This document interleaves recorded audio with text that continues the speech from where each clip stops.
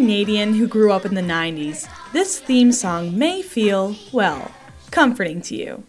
Ah yes, the Big Comfy Couch, a show where clowning around was the way of life for characters like Lunette, Molly, Major Bedhead, and Granny Garbanzo.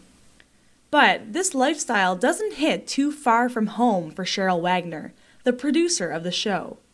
Before Big Comfy Couch all came to be, Cheryl's former husband, Ron Wagner, would perform as a clown on the streets of Halifax.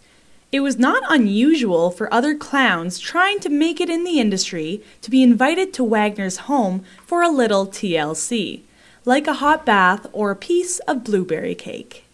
After working as a shy puppeteer with her husband Ron for some time, Cheryl decided to brave the city of Halifax and join in clowning. Little did Wagner know at the time that this was the beginning of what would lead to 7 seasons and 100 episodes of an award-winning children's television show.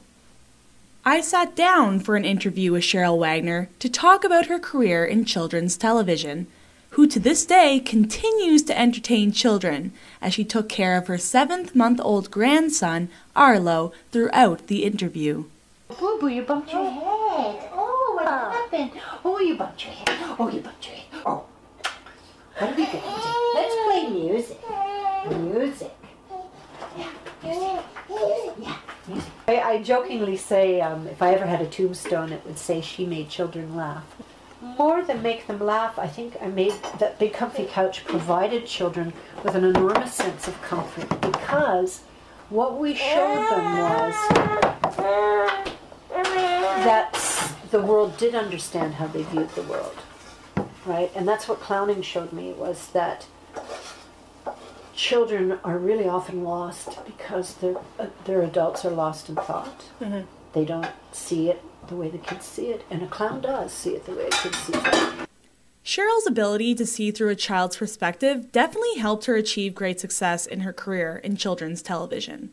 Cheryl had the opportunity to work with children's television legends such as Ernie Coombs and Jim Henson. Cheryl performed a puppet called Annie on Mr. Dressup.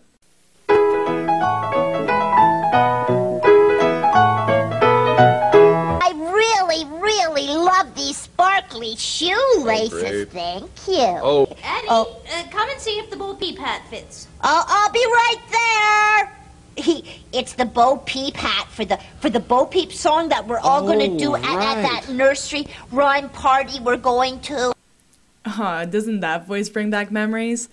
Cheryl also performed various puppets and even literally lent a hand to Jim Henson by working side by side with him inside a life-size puppet on Fraggle Rock. Dance your cares away, worries for another day, let the music play, down in Fraggle Rock. By working on sets like Mr. Dressup and Fraggle Rock and producing the Big Comfy Couch, it definitely sounds like Cheryl's career could almost be too good to be true. Cheryl says achieving such success was not easy. It caused a lot of stress on her marriage with Ron, which unfortunately fell apart. This is an important thing to say. Like, when my marriage ended, I was heartbroken. Okay, we had beautiful work, beautiful children. Yeah. And I didn't know how I was going to survive without hiding behind Ron and his bouncy energy. Right? So it was scary for me. Cheryl says she still often sees herself as the young girl she once was, who was shy, cross-eyed, and wore glasses.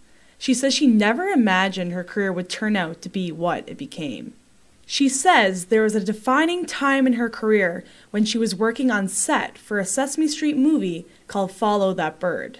So there's a moment when I'm playing a character called Miss Finch, who was like a Big Bird costume, and she was the social worker who was making Big Bird leave Sesame Street and have to go and live with the dodos. He should live with his own kind, right?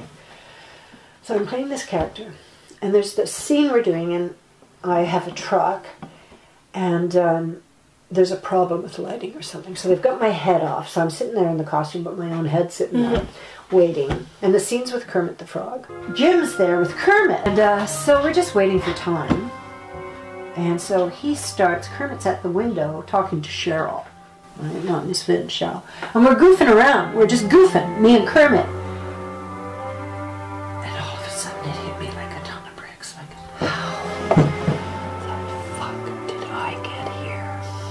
And those nights crying in my kitchen with my broken heart and my kids and my marriage and just feeling so despairing. If anyone had told me within a year or two, you're going to be Goofing around with Kermit. So it's like, that's an important lesson. Like, you have no idea what's ahead.